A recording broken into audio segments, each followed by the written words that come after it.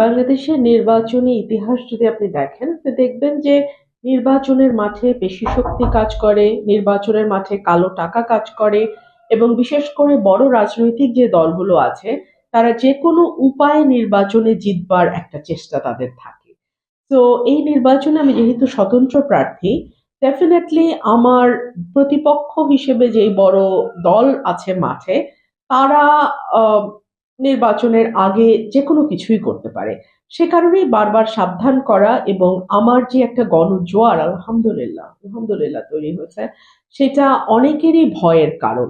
তো সে কারণেই আমি আমার নেতাকর্মীদের বারবারই সাবধান করি যে হাঁসের কোনো অভাব কিন্তু আমার মাঠে নাই, কিন্তু হাঁসগুলোকে যেন সন্ধ্যার সময় গুনে খোয়াড়ে তোলা হয়, সেই ব্যাপারটা আমি তাদেরকে বারবার বলেছি।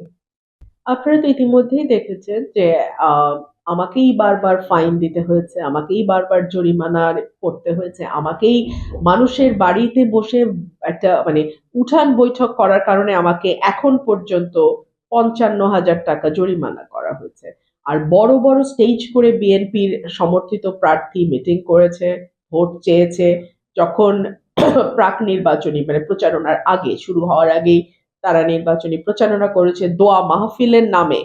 দোয়া মাহফিলের নামে তারা আমারকে নিয়ে কুৎসিত মন্তব্য করেছে, কুৎসা রটনা করেছে। প্রশাসন একেবারেই নীরব কানা বোবার মতো আচরণ করেছে। তো এরকম যদি চলতে থাকে এটা দুঃখজনক, এবং এই বিষয়গুলো তো আমার মনে হয় প্রশাসনের আরো মানে শক্তভাবে নজর দেওয়া উচিত।